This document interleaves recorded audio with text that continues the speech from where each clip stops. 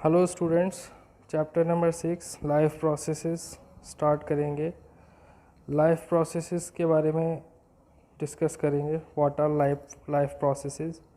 Life process में reproduction, respiration, transportation, nutrition, control, coordination, ये सभी प्रोसेसेस आते हैं। लाइफ प्रोसेसेस एक्चुअली वो प्रोसेसेस हैं बॉडी के अंदर जो बायोकेमिकल प्रोसेसेस हमारी बॉडी को डेवलपमेंट में, ग्रोथ में और सस्टेनेबल एग्जिस्टेंस में हेल्प करते हैं, राइट। जिन प्रोसेसेस से बॉडी ग्रो करती है, जिन प्रोसेसेस से बॉडी का रिपेयरिंग बॉडी में होती है, राइट। बॉडी को जिन प्रोसेसेस की रिक्वायरमेंट है कैरी आउट करने के लिए, उसके सस्टेनेबल एग्जिस्टेंस के लिए, उसके सर्वाइवल के लिए, राइट। तो वो सारे प्रोसेसेस लाइफ प्रोसेसेस होते हैं। अभी मैंने एग्जांपल्स दिया था कुछ का, जैसे न्यूट्रिशन है, रेस्पिरेशन है, ट्रांसपोर्टेशन है, कंट्रोल, कोऑर्डिनेशन है। ये सभी लाइफ प्रोसेसेस हैं। हमें कंट्रोल, कोऑर्डिनेशन और रिप्रोडक्शन इन्हें अलग से पढ़ना है। इस चैप्टर में मेनली जो 4 लाइफ प्रोसेसेस इंक्लूड होंगे, जैसे न्यूट्रिशन, ट्रांसपोर्टेशन, रेस्पिरेशन और एक्सक्रीशन। ये हम ह्यूमन बींग्स में पढ़ेंगे। प्लांट्स में पढ़ेंगे फोटोसिंथेसिस, न्यूट्रिशन वाला पार्ट, राइट। प्लांट्स का न्यूट्रिशन और ह्यूमन बींग का न्यूट्रिशन मेनली, राइट। और transportation in human beings, respiration in human beings और एक्सक्रीशन इन ह्यूमन बींग्स, इनके बारे में बात करेंगे। So this is first part of 5 parts, right? First part of the chapter out of the 5. So let us start now. What are nutrients? Nutrients किसे कहते हैं? जो यूज़फुल कंपोनेंट ऑफ फूड हम एब्जॉर्ब करते हैं अपनी बॉडी में। जो भी कंपोनेंट ऑफ फूड यूज़फुल है, जैसे फैट्स, कार्बोहाइड्रेट्स, प्रोटीन्स, विटामिन्स, ये सब यूज़फुल कंपोनेंट्स हैं जो बॉडी को ज़रूरत है, बॉडी की नेसेसिटी है, राइट। जो कंपोनेंट ऑफ फूड हम छोड़ देते हैं वो हमारे लिए वेस्ट है। और फूड में से जो कुछ हम एब्जॉर्ब कर लेते हैं बॉडी में, वो सारे कंपोनेंट्स न्यूट्रिएंट्स कहलाते हैं। और न्यूट्रिशन उसी प्रोसेस को बोलते हैं जिस प्रोसेस से हम ये न्यूट्रिएंट्स अपनी बॉडी में एब्जॉर्ब करते हैं या अपनी बॉडी में ऑब्टेन करते हैं फूड से, right. The process of obtaining nutrients from food is known as nutrition, and we are having different modes of nutrition because different organisms are having different body structures, different body designs. So therefore modes of nutrition are also different. We are having 2 modes of nutrition here: autotrophic mode of nutrition and heterotrophic mode of nutrition. What is autotrophic mode of nutrition? So it is that mode of nutrition in which an organism obtain its food from in which an organism prepare its own food from abiotic components of its environment or ecosystem. जो भी plant food लेता है अपने environment से, जो भी abiotic components हैं उनको यूज़ करके जो ऑर्गेनिक मैटर वो प्रोड्यूस करता है, जो भी वो कार्बोहाइड्रेट प्रोड्यूस करता है, प्रोटीन प्रोड्यूस करता है, उसको बोलते हैं, ऐसे मोड ऑफ न्यूट्रिशन को बोलते हैं autotrophic mode of nutrition. Autotrophic mode of nutrition में सारे ग्रीन प्लांट्स आते हैं। ग्रीन प्लांट्स ही सिर्फ ऐसे हैं जो अपना प्रिपेयर करते हैं खुद ही food, right. they do not depend upon biotic factors of ecosystem, living organisms पे डिपेंड नहीं करते, राइट। सो ऐसे सारे ऑर्गेनिज्म में सिर्फ ग्रीन प्लांट्स हैं जो ऑटोट्रॉपिक मोड ऑफ न्यूट्रिशन को पजेस करते हैं। सो ऑटोट्रॉपिक मोड ऑफ न्यूट्रिशन में क्लोरोफिल उनको हेल्प करता है ग्लूकोज प्रिपेयर करने में, राइट, प्रिपरेशन ऑफ ग्लूकोज में। और प्रोटीन सिंथेसिस के लिए जो प्रोटीन नाइट्रोजन वो एब्जॉर्ब करते हैं वाटर सॉल्युबल फॉर्म में, उसमें उनको राइजोबियम हेल्प करता है। तो राइजोबियम एक बैक्टीरिया है जो रूट्स में होता है प्लांट्स की, लेग्यूमिनस प्लांट्स की, और वहाँ वो क्या करता है, गैसियस नाइट्रोजन को वाटर सॉल्यूबल फॉर्म में कन्वर्ट करके प्लांट को एब्जॉर्ब करने में, वाटर के साथ एब्जॉर्ब करने में हेल्प करता है। प्लांट्स अपनी रूट्स की हेल्प से नाइट्रोजन एब्जॉर्ब करते हैं इन वाटर सॉल्यूबल फॉर्म, और उससे वो क्या करते हैं, प्रोटीन सिंथेसाइज करते हैं। तो कार्बोहाइड्रेट यानी कि ग्लूकोज और प्रोटीन दोनों ही चीज़ें प्लांट खुद ही प्रिपेयर करते हैं, वो किसी दूसरे ऑर्गेनिज्म पे डिपेंड नहीं होते। हेट्रोट्रॉपिक मोड ऑफ न्यूट्रिशन में क्या होता है, लेकिन एक ऑर्गेनिज्म डिफरेंट अदर ऑर्गेनिज्म पे डिपेंड हो सकता है अपने फूड के लिए, राइट। प्लांट्स ही पे एक तरीके से डिपेंड होते हैं डायरेक्टली और इनडायरेक्टली। डायरेक्टली कैसे, जो प्लांट ईटर्स हैं वो डायरेक्ट प्लांट पे डिपेंडेंट हैं, जो प्लांट ईटर्स नहीं है वो भी प्लांट पे डिपेंडेंट है, लेकिन इनडायरेक्टली क्योंकि वो ऐसे ऑर्गेनिजम्स का से ऑब्टेन करते हैं एनर्जी जो ऑर्गेनिजम्स प्लांट्स पे डिपेंडेंट होते हैं, right. So heterotrophic mode of nutrition में ऑर्गेनिज्म अपना फूड खुद प्रिपेयर नहीं करते, वो दूसरे ऑर्गेनिज्म पे डिपेंडेंट होते हैं, वो दूसरे ऑर्गेनिज्म से अपने फूड को ऑब्टेन करते हैं। अब इसमें भी फर्दर 3 कैटेगरीज हैं, एक है सैप्रोफिटिक मोड ऑफ न्यूट्रिशन, एक है पैरासिटिक मोड ऑफ न्यूट्रिशन, एक है holozoic mode of heterotrophic nutrition. So सबसे पहले सैप्रोफिटिक मोड ऑफ न्यूट्रिशन क्या होता है, it is that mode of nutrition in which an organism is dependent on dead and decaying organic matter. जो dead and decaying organic matter है, जैसे dead plant, dead animal body, right.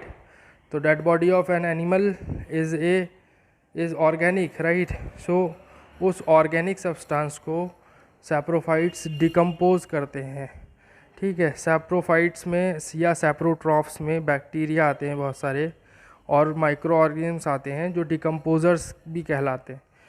वो सभी क्या करते हैं, ऑर्गेनिक मैटर को decompose करते हैं। ऑर्गेनिक मैटर में डेड बॉडी हो सकती है किसी भी अदर ऑर्गेनिज्म की, प्लांट की डेड बॉडी, या फूड रिमेन्स जो हम खा के छोड़ देते हैं, वो फूड रिमेन्स भी उसी में आएंगे। तो फूड रिमेन्स जैसे जो ब्रेड है हमने छोड़ दी है वो सड़ेगी, राइट। फंगस आता है, फंजाई जो होती है वो किस में आती है, वो भी सैप्रोफाइट है, वो भी क्या करती है।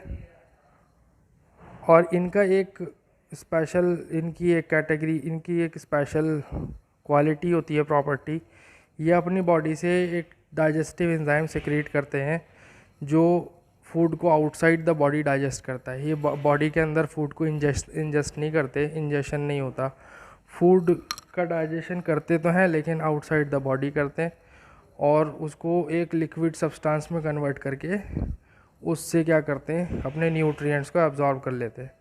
सो this is how they take their food from dead and decaying organic matter. So इसमें next is parasitic mode of nutrition. इसमें वो सारे ऑर्गेनिज्म आते हैं जो दूसरे ऑर्गेनिज्म से प्रिपेयर्ड फूड लेते हैं। डाइजेशन ना बॉडी में होता है ना बॉडी के बाहर होता है, वो डायरेक्ट डाइजेस्टेड और प्रिपेयर्ड फूड या न्यूट्रिएंट्स दूसरे लिविंग ऑर्गेनिज्म की बॉडी से अब्जॉर्ब करते हैं। दूसरे लिविंग ऑर्गेनिज्म की बॉडी से जो भी मिलेगा यूज़फुल, उनको जो भी न्यूट्रिएंट्स मिलेगा, जो भी न्यूट्रिशन मिलेगा वो उससे लेते हैं। तो इसमें एक एग्जांपल है मॉस्कीटो, एक है लाइस या लीच, दूसरा है एक और है कस्क्यूटा प्लांट पैरासाइट है। कस्क्यूटा को अमरबेल भी बोलते हैं। कस्क्यूटा बहुत बड़े बड़े ट्रीज़ पे आपने देखी होगी, येलो कलर की ट्यूबुलर स्ट्रक्चर जो प्लांट्स के ऊपर पड़ी रहती है, और जहाँ जहाँ प्लांट बॉडी को टच करती है वहाँ वहाँ से वो न्यूट्रिएंट्स अब्जॉर्ब करती रहती है ट्री के।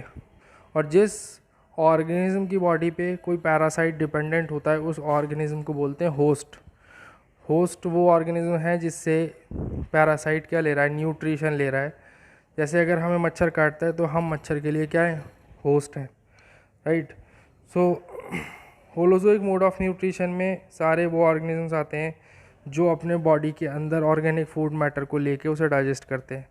We also take in the organic food matter inside our body, then we digest it, right?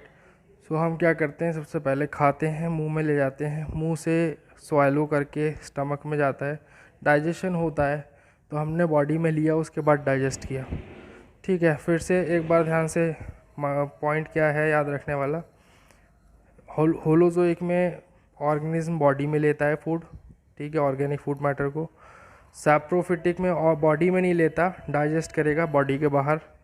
और पैरासिटिक में ना बॉडी के अंदर डाइजेशन होगा ना बाहर, वो direct digested prepared ready to use food दूसरे लिविंग ऑर्गेनिज्म से एब्जॉर्ब करता है या लेता है, right?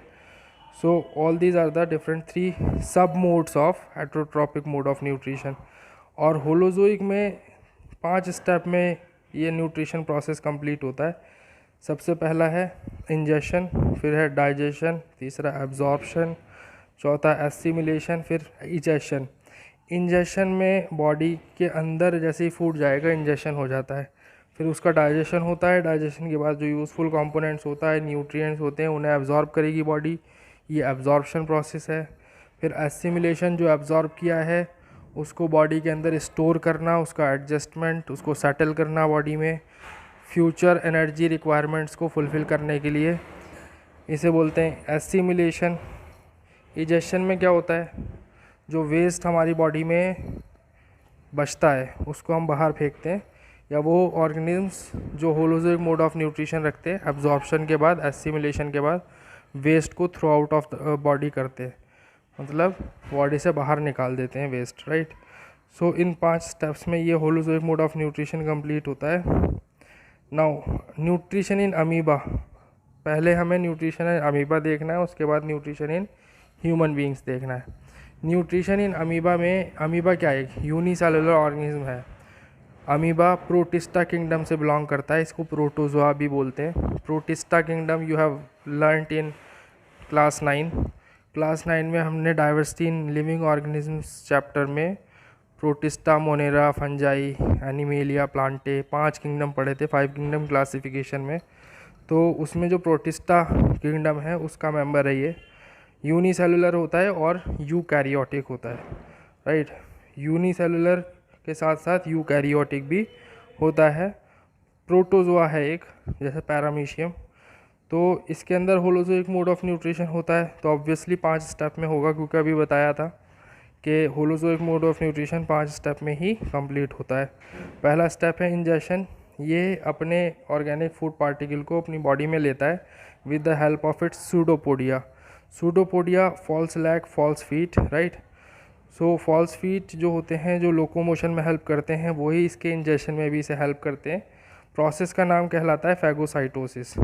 Ingestion of organic food particle into amoeba body is this process known as phagocytosis. ये अपने फूड, ऑर्गेनिक फूड पार्टिकल को पहले सराउंड करेगा सूडोपोडिया से, उसको सराउंड करने के बाद पूरी तरीके से एनगल्फ करके क्या करता है, एक फूड वैक्यूल बना लेता है, जिसमें फूड पार्टिकल ट्रैप होके बॉडी में एंटर कर जाता है। तो ये है इंजेशन, इस प्रोसेस को बोलते हैं phagocytosis, right? So next step is digestion. Digestion में क्या होता है, डाइजेशन में फूड पार्टिकल का जो ऑर्गेनिक फूड मैटर इसने अपनी बॉडी में लिया है, जिसका इंजेशन हुआ है, उसको डाइजेस्ट करेगा with the help of the action of digestive enzymes. तो different digestive enzymes which are present in the cytoplasm, right? Actually lysosomes are there for secreting digestive enzymes. The packets of digestive enzymes are known as lysosomes. So lysosomes क्या करते हैं, जिन्हें suicidal bags भी कहते हैं, हमने पढ़ा ये भी इसमें सेल में, the fundamental unit of life जो चैप्टर था 9th क्लास में, तो उसमें लाइसोसोम्स जो होते हैं ये ऐसे सेल ऑर्गेनेल्स हैं जो डाइजेस्टिव एंजाइम सिक्रीट करते हैं। तो जो डाइजेस्टिव एंजाइम्स अमीबा बॉडी में होते हैं, वो डाइजेस्टिव एंजाइम्स फूड वैक्यूल में एंटर करते हैं डिफ्यूजन प्रोसेस से, और फूड वैक्यूल में जाके उसको डाइजेस्ट करते हैं डाइजेस्टिव एंजाइम्स, और डाइजेस्ट करके फिर वही एक सॉल्यूशन में कन्वर्ट कर देते हैं।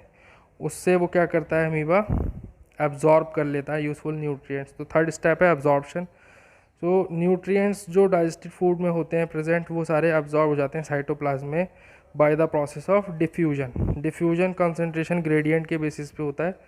हायर कंसनट्रेशन लेवल वाले रीजन से लोअर कंसनट्रेशन लेवल वाले रीजन की तरफ कोई भी मॉलिक्यूल या सब्सटेंस या मटेरियल क्या करेगा, डिफ्यूज़ होगा, डिफ्यूजन प्रोसेस होगा, मतलब प्लाज्मा मेम्ब्रेन या सेमी परमिएबल मेम्ब्रेन को क्रॉस करके एक रीजन से दूसरे रीजन की तरफ ट्रांसफ़र हो जाएगा या ट्रैवल कर जाएगा, राइट। सो डिफ्यूजन से साइटोप्लाज्म में एब्जॉर्प्शन हो जाता है। Fourth step is assimilation. The absorbed nutrients are adjusted and assimilated in amoeba body for the use to fulfil future energy requirements. तो जो भी फ्यूचर में एनर्जी की रिक्वायरमेंट्स होगी, जब भी एनर्जी की ज़रूरत पड़ेगी, तो ये जो एब्जॉर्ब फूड है यही काम आएगा। तो इसको स्टोर कर लेती है बॉडी, अमीबा बॉडी इसको एडजस्ट कर लेती है, असिमिलेट कर लेती है अपनी बॉडी में, ताकि जब भी एनर्जी की रिक्वायरमेंट हो तो उसको यूज़ किया जा सके, राइट। इजेशन में क्या होगा, इजेशन में जो भी वेस्ट बचा है वैक्यूल के अंदर, एब्जॉर्प्शन के बाद सब कुछ वेस्ट ही बचा ना, अब वो काम का नहीं बचा, वो बॉडी से बाहर फेंकना है, वो बॉडी से बाहर निकालना है। तो फिर से ये food vacuole near to the plasma membrane आएगा। जैसे ही नियर टू प्लाज्मा मेम्ब्रेन आएगा और टच करेगा प्लाज्मा मेम्ब्रेन को, तो प्लाज्मा मेम्ब्रेन क्या हो जाती है, ब्रस्ट हो जाती है। और ब्रस्ट होने के बाद सारा का सारा वेस्ट बाहर की तरफ सराउंडिंग्स में या इन्वायरमेंट में जो भी इसके हैबिटेट होगा, उस जिसकी सराउंडिंग्स होगी वहाँ पे रिलीज़ कर देता है और इजेशन हो जाता है कंप्लीट, राइट। तो जो प्लाज्मा मेम्ब्रेन रप्चर होती है, फटती है, तो उस रप्चर्ड प्लाज्मा मेम्ब्रेन को रिपेयरिंग हो जाती है उसकी, राइट। कैसे होती है रिपेयरिंग, वो वापस से सिंथेसाइज हो जाती है plasma membrane by the process of biogenesis. Biogenesis एक प्रोसेस है, जिसे बायोसिंथेसिस बोलो या बायोजिनेसिस बोलो, वैसे बायोजिनेसिस है एक्चुअल प्रोसेस का नाम, बायोसिंथेसिस भी कह सकते हैं। तो बायोजिनेसिस के थ्रू प्रोसेस के रप्चर्ड मेम्ब्रेन फिर से रिपेयर हो जाती है, राइट। सो यहाँ पे एक डायग्राम दिया हुआ है जिससे आपको फैगोसाइटोसिस एक्सप्लेन कर सकते हैं। डायग्राम में देखो, फूड पार्टिकल पहले सेपरेट था, अमीबा सेपरेट था फर्स्ट डायग्राम में। सेकंड डायग्राम में फिर इनगल्फ किया इसने फूड को, एनगल्फ करने सूडोपोडिया की हेल्प से इनगल्फ कर दिया। एनगल्फ करने के बाद फ्यूजन हो जाता है मेम्ब्रेन का, प्लाज्मा मेम्ब्रेन फ्यूज़ होकर वैक्यूल बना लेती है लास्ट में, जिसमें फूड पार्टिकल ट्रैप हो जाता है। So these are the diagrams which explain the process of phagocytosis. This phagocytosis is explained by the help of these diagrams. So you may make your notes by pausing or taking the screenshot. जो ये notes ही हैं, इन notes से आपको लिखना है देख के, right. तो अपनी नोटबुक के अंदर कंप्लीट नोट्स बना लेना, इनको पॉज कर करके आप नोट्स बना लो, स्क्रीनशॉट ले लेके आप नोट्स बना लीजिए। Clear enough and it is enough for today. आज के लिए इतना ही बहुत है। आगे इसके आगे हम न्यूट्रिशन इन ह्यूमन बींग्स को डिस्कस करेंगे, और नेक्स्ट क्लास में न्यूट्रिशन इन ह्यूमन बींग्स के साथ स्टार्ट होगी class, right. So this was part 1 of 5। ठीक है, थैंक यू।